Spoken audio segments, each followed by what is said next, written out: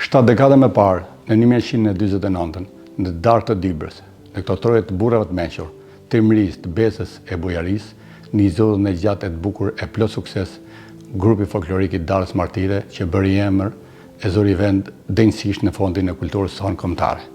Në këtë zonë lindën dhe u rritën njerëz që lanë gjurmë në muzikën etnike shqiptare, si Muharrem Xhediku, Aziz Ndreu, Skënder Cala, Liri Rasha, Qerim Sula, Saje Poleshi, Jelal Sherpja, Sherif Dervishi, Shaban Mziu e tjerë.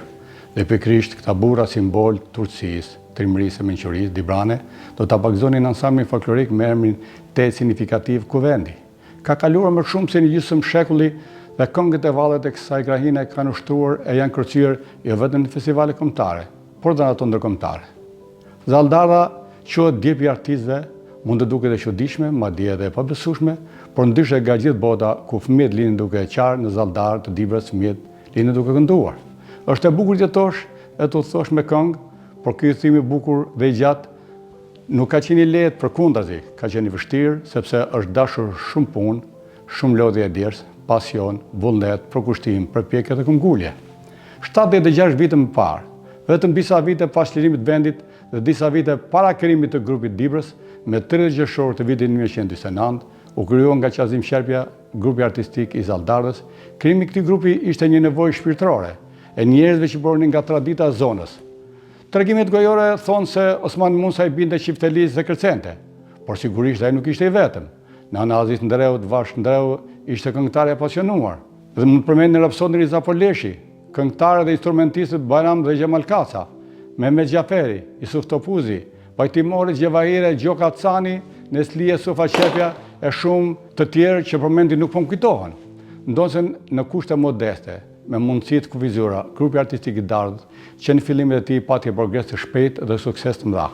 2 vite pas krijimit të grupit artistik të Darës, konkurroi në festivalin kombëtar në Stadiumin Qemal Mustafa në Tiranë, ku u vlerësoi me çmim social. Në vitin e largët 1957, grupi i vallëve të djemve të Darës përfaqësoi Shqipërinë dhe mori pjesë në festivalin botror të rinisë studentore në Moskë, ku në shkallë botërore me pjesëmarrjen e 117 shteteve zori vendin e tretë. Pastaj në vazhdim vit pas vite u rrit jo vetëm artist, por u zgjerua në tematik, repertor, derisa u shndrua dhe u bë një ansambël artistik i mirëfillt i aftë për të konkurruar me ansamblet profesioniste. Në këtë ansambël u formuan artistë të shumë të cilët kanë debutuar më shumë sukses në skenat prestigjioze, jo vetëm kombëtare, por edhe ndërkombëtare, duke marrë vlerësime e çmime të rëndësishme. Për një periudhë të gjatë kohore, ansambli artistik i Darës përbënte bazën e ansamblit artistik të Dibrës me artistë, pjesë muzikore, veshje e tjerë. Shumë nga artistët derian kanë marrë pjesë në festivalet folklorike të Gjirokastër, të cilët dhe janë vlerësuar me medalje dhe ograte të ndryshme të kohës. Është jo vetëm derë, por edhe kënaqëri që artistë derian janë dekoruar nga presidenti i Republikës me këto tituj. Muharrem Xhediku, kalorësi i urdhit flamurit, Aziz Ndreu, nderi i kombit, Liri Rasha, urdhni i kalorësit të Skënderbeut, Qerim Sula, urdhni i kalorësit të Skënderbeut, Skënder Cala, mjeshtri i madh, Saje Poleshi, mjeshtri i madh, Jelal Sherpja, mjeshtri i madh, Avni Ndreu, mjeshtri i madh, Sherif Dervishi, mjeshtri i madh, Shaban Mziu, mjeshtri i madh, Lutfi Ndreu, mjeshtri i madh. Si edhe shumë nga këta artistë janë shpallur qytetarë nderi të Dibrës dhe nderi i kulturës dibrane.